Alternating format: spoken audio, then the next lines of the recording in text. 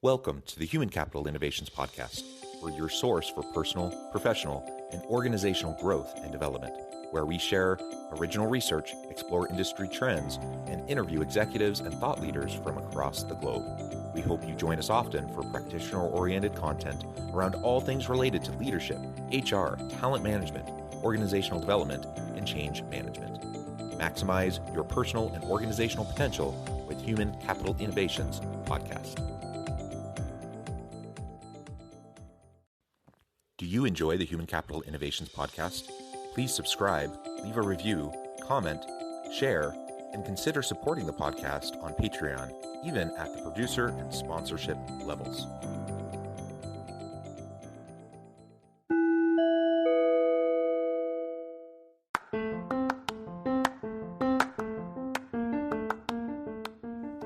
Welcome to the Human Capital Innovations Podcast. In this HCI podcast episode, I talk with Christopher Lee Maher about true body intelligence and relieving stress in work and life.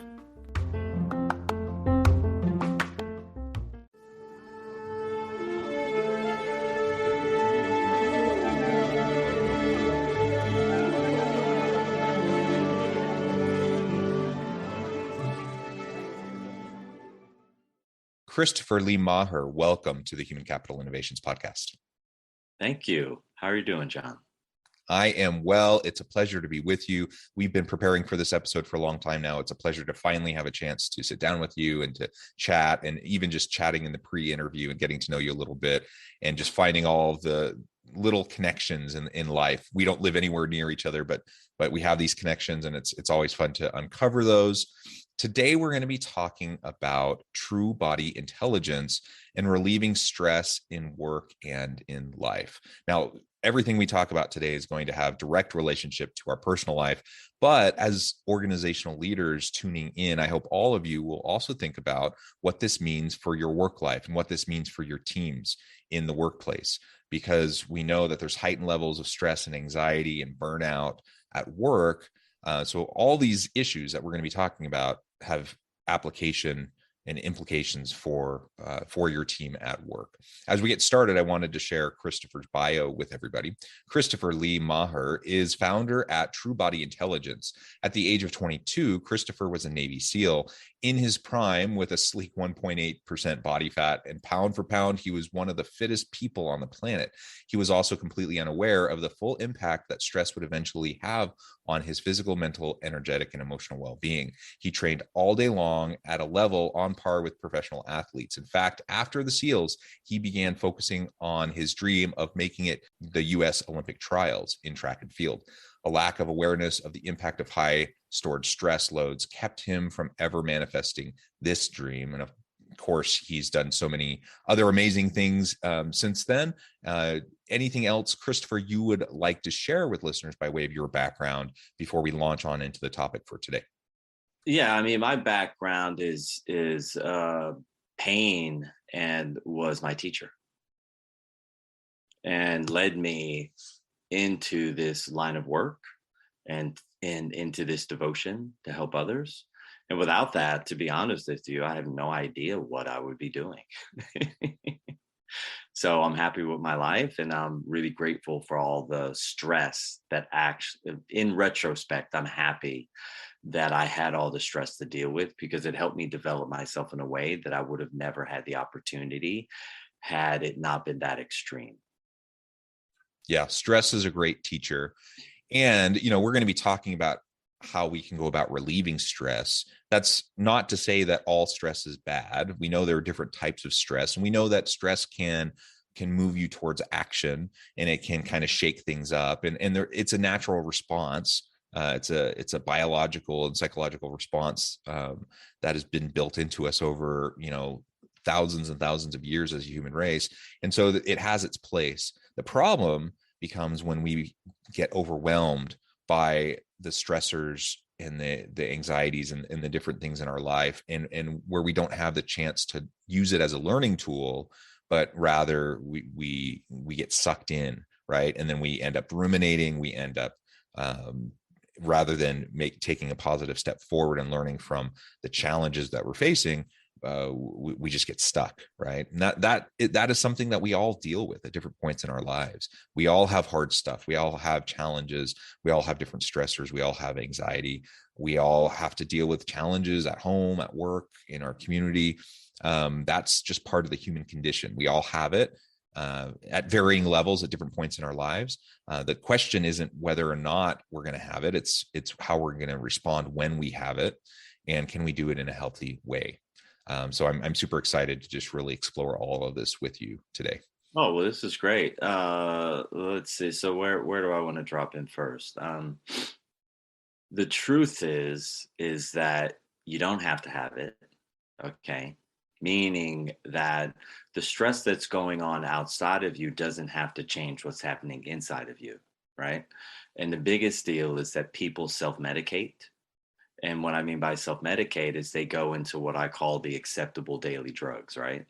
So either they're managing their stress load with caffeine in the morning and managing it with alcohol at night, or they're managing it with caffeine in the morning and now marijuana at night, or they're managing it with exercise, which is what I was doing. I was managing my stress with exercise, and then I was exercising too much, and I was ending up with all of these chronic injuries. And then I burned out my energy so much, it made it very difficult for me to sleep. And so one of the misnomers within stress is the topic that we're really talking about is distress, right? Yes, there are positive stressors, there's eustressors, and we are meant to process a certain amount of stress, but I'm going to give you a concept, okay?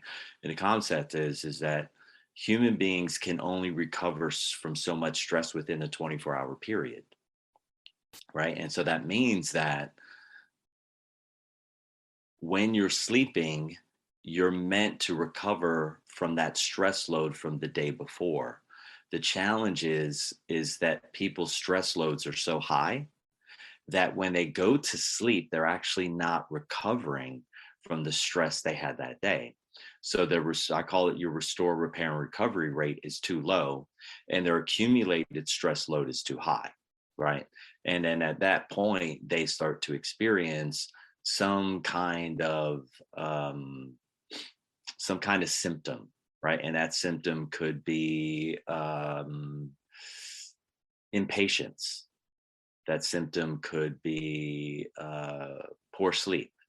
That symptom could be excessive weight gain, distraction, a number of small symptoms that eventually turn into like bigger symptoms like, wow, this is so weird. I went in for a regular checkup and my doc told me that I have colon cancer and I'm 44 years old. How did I get from here to there?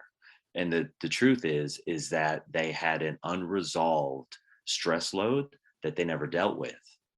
And so stress manifests as tension in the body, and then tension turns into distortion. And what that means is it actually changes the inner bone rotational relationships that you have. Okay. And then what do most Americans suffer from? Low back stiffness, low back pain, or a reduced range of motion in their neck and neck stiffness. Right. I read an article in 2000, and the article hinted that 47% of Americans have reported back pain. 47%. Well, we know in that 47%, we're not including children. Okay. Or at least I thought we weren't until I started working with children. So that's a large portion of our population. So if you have 330 million people in the United States, we're talking almost 150 million people who have reported back pain. Well, what does that tell you? It tells you that there's enough structural distortion to create remarkable amounts of stiffness. The challenge is when you have the stiffness in the body says, look, in order to reduce the discomfort, why don't I release some fluid into the area so we reduce the friction? So that's 47%. So we have 150 million people in the United States running around with low back pain. Okay, that is that's too much, right? So if you have the distortion and we step back, that means we have the tension, and in order to have the tension, we have to have the unresolved stress loads. Yeah. And so the key is, how do I reduce my unresolved stress load?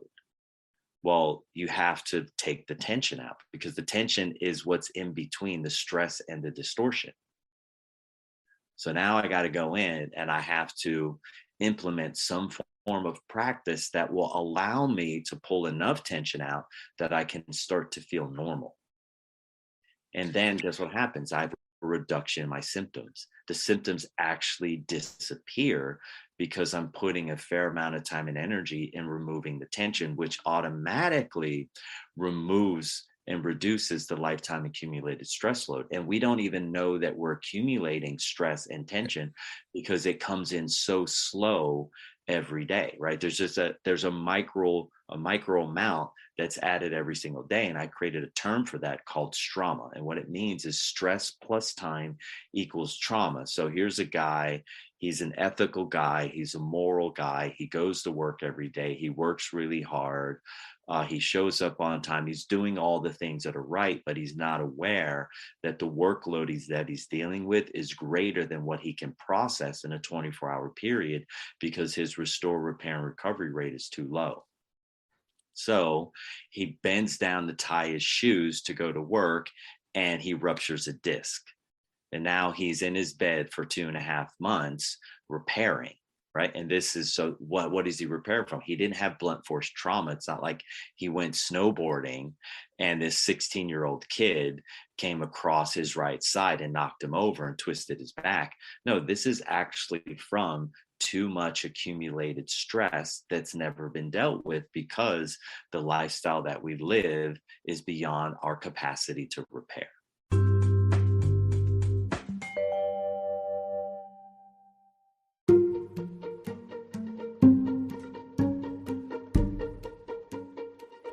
Welcome to the Human Capital Innovations Academy. Courses, micro-credentials, and certificates to upskill and reskill for the future of work. All HCI Academy courses, micro-credentials, and certificates are designed, developed, and delivered by award-winning and internationally renowned scholars, educators, thought leaders, executives, and practitioners. Our courses, micro-credentials, and certificates will help you make your mark on the future of work and make an immediate impact in your organizations. Check out the HCI Academy and our many course offerings and certificates to upskill and reskill for the future of work.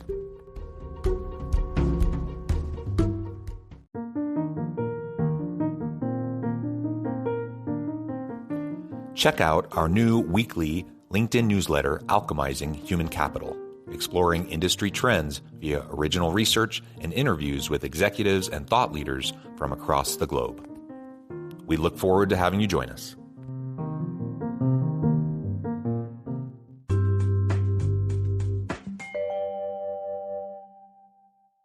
Super, super interesting. And I think about everything you're saying. I'm like, oh, that seems to apply to me. Oh, there's a lot of that I suspect applies to many people listening right now.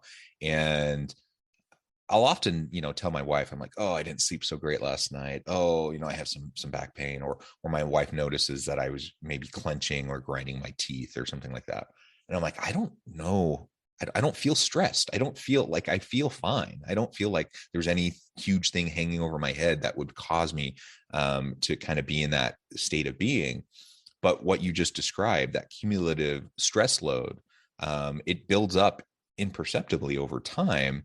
And unless you're finding ways, in healthy ways, to release it and to repair, then inevitably it's going to end up manifesting in ways that just aren't healthy, that aren't good for you. And so we need to, take stock personally about, like, what are we doing? What does our daily load look like? And I would love to hear from you. Like, what are some of those specific things that we can start to do right away that can find us in better balance? And if we can start to do that for ourselves, then that'll put us in a position where we can model that kind of behavior and look out for the health of our team at work as well. What I think is most important, if you're a leader, because you said team, that's sort of where my mind went, is that what leaders need to understand, from my perspective, is that all nervous systems vibrate to the highest functioning nervous system in a collective field. And so if your leader is stressed, his team by and large is going to be stressed. And so I'm looking for what I call, I created a term called impact leadership, right? An impact leader is someone that is reducing on a daily basis. They're being super responsible to themselves and are reducing their lifetime accumulated stress load. And the first thing to do is to look at how you're self medicating.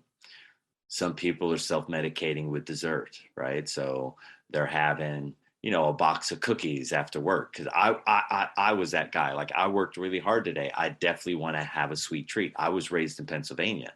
In Pennsylvania, we sometimes have dessert for breakfast. So some of the things that people can do that are really easy are look at what daily drugs, acceptable drugs that you're using, and reduce one of them.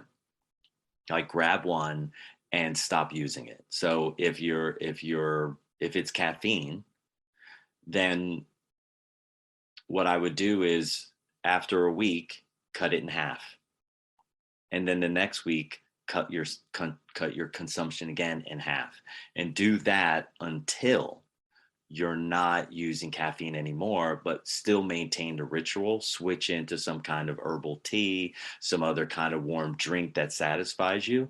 And as soon as you get off of that train, what's going to happen is your body's going to stop releasing what are called stress hormones, so cortisol and adrenaline. And your stress markers take 365 days in order to stop running in your system. And so it takes, literally, once you stop using caffeine, it takes an entire year for your nervous system to normalize back to normal and not produce those stress markers in the blood. That's one simple thing. Maybe you're on the opposite end and you're someone who consumes, a half a bottle of wine at night before you go to bed. Well, reduce that by half and reduce that by half until you're done with that. Okay. And when a person has discomfort or something that's chronic, it's already been going on for an extremely long time.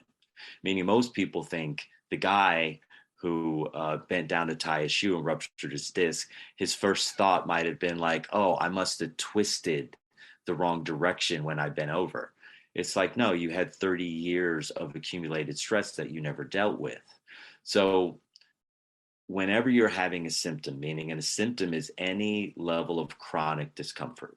If you wake up in the morning and your energy is not abundant, that means that you have a chronic stress load that's going on, because you should be able to go to sleep, have 6, maybe 7 hours, wake up in the morning and be ready to go, feeling inspired and energetic. And if you need to go over to your coffee maker to wake up, that's telling you that your body isn't recovering. And if that's the case, whenever a human wakes up in the morning and their eyes are heavy and tired, the first thing they should think is, there's something going on with my liver. My liver is too clogged. It's either too fatty, it's too stressed, or it's too toxic. What do I got to do?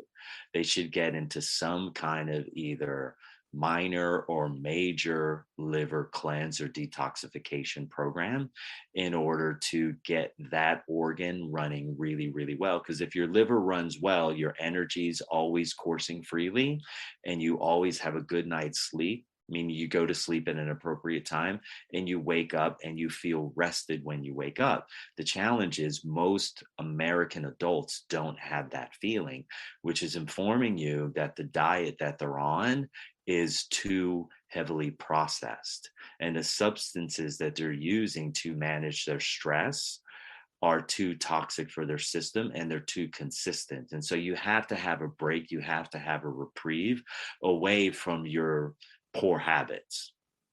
Okay. Because everybody wants to have energy, because look, it's the United States. We're taught from a very young age that more is always better. So, well, if I want to get ahead, and what am I going to do? Well, I'm gonna apply this idea that working harder is smarter. And the reality is, it's not, because when you go too far, you've gone too far. And Yeah. once you get in a habit of going too far, that feels normal for you. And once that feels normal, you have no idea that you're creating and accumulating more stress than your body can actually handle. But the first sign is I wake up and my eyes are tired and my eyes are heavy. If that's the case, you need to take serious stock of what I'm sharing with you and go, oh, okay, that makes sense. My restore, repair, and recovery rate is too low because my lifetime accumulated stress load is too high. So I got two things that I can do. I can either address this with my diet, I can address this with going to sleep earlier, or I can actually reduce the amount of stress that I've accumulated through either some form of meditation, which for me is way too slow, or some form of breath exercise, which for me is way too slow, or I can go directly into the structural body and start stripping out massive amounts of tension. And the challenge is that most people who've adopted managing their stress with some kind of chemical, either alcohol or caffeine, a downer or an upper, have parents who modeled that example for them. And so they feel like if they're not doing what their parents was doing, they're somehow being disloyal. And so imagine that these stress loads have been going on for thousands of years. And somehow you have to have a successful pattern interrupt in your pattern, whatever your pattern is. Yeah. Yeah. Well, and so I think, again, what is that pattern interrupt going to be for me? Much of what you're saying, I'm taking stock as you're talking. I'm like, these are definitely things I need to be thinking more about. I need to have a pattern interrupt in my own life in some of these areas. But also when we go back into the workplace and I look around and I see high levels of stress and anxiety, and I see burnout, and I see people disengaged, lackadaisical in their work, not passionate, not purpose driven. And when I see those things, a lot of it's going to come back to what you're talking about. And so what can I do to pattern interrupt, that kind of existence within the team in the workplace? And so again, learning how to do this for myself, and then modeling it for my people, and encouraging them to do similar healthy practices is going to really pay a lot of dividends, not only for them individually as people, and that's enough in and of itself, but also collectively, for as a team, as we produce and help the organization to be more successful as well. Yeah, go ahead. I think the thing for me is that an impact leader is someone who's really honest with themselves. And as an impact leader, if you're waking up in the morning and you're exhausted, you have to be honest with yourself, and you have to go, whoa, something's going on. Because when I woke up as a little kid, I was ready to go in the morning. How come I have to have 3 cups of coffee before I go to work? Or I have to have a cup of Joe?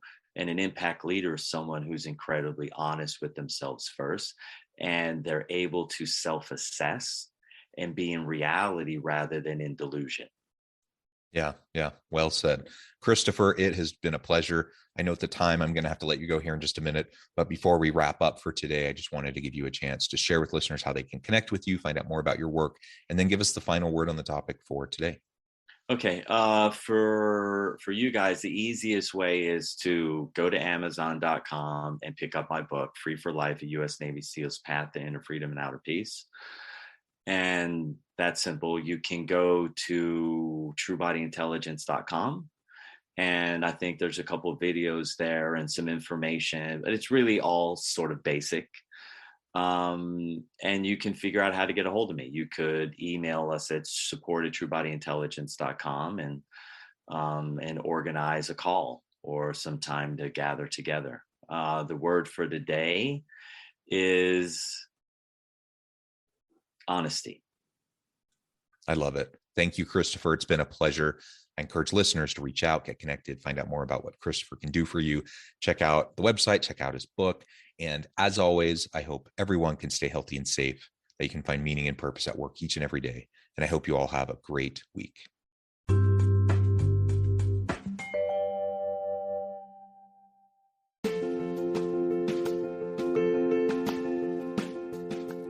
Bluer Than Indigo Leadership, the journey of becoming a truly remarkable leader.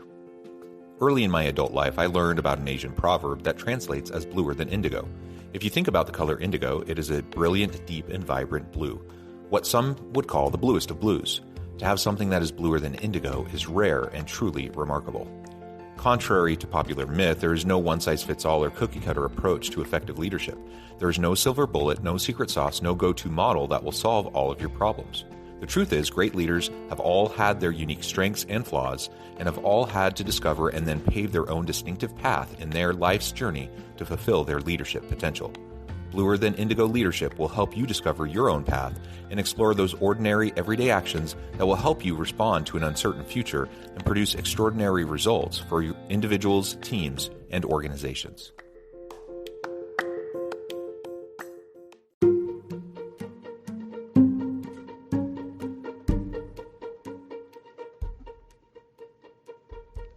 Check out Human Capital Innovations magazine, Human Capital Leadership. Human Capital Leadership is a free, interactive e-magazine with the mission to help individuals, leaders, and organizations find innovative approaches to maximize their human capital potential. We publish issues quarterly in August, November, February, and May.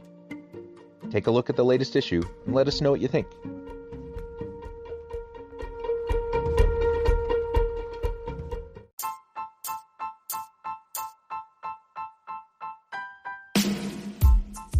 The alchemy of truly remarkable leadership. Ordinary, everyday actions that produce extraordinary results. Consider how the nature of work has shifted over the past 50 years. With increased globalization, rapid technological advancement, and the shift in economic composition, the average job of today looks very different than the average job of 50 years ago. What will the jobs and organizations of tomorrow look like? Moreover, what does this all mean for organizational leaders? What are the core competencies and capabilities of organizations and their leadership that are prepared for continued disruption and geopolitical and socioeconomic shifts? Regardless of what the future holds, increasingly, leaders need to be socially minded, data-driven, decisive, champions of talent, and disruptors of the traditional notions of leadership, teams, organizations, and work. The alchemy of truly remarkable leadership will help you to explore your own leadership competencies and capabilities and consider ways to apply and implement them into your workplace and personal life.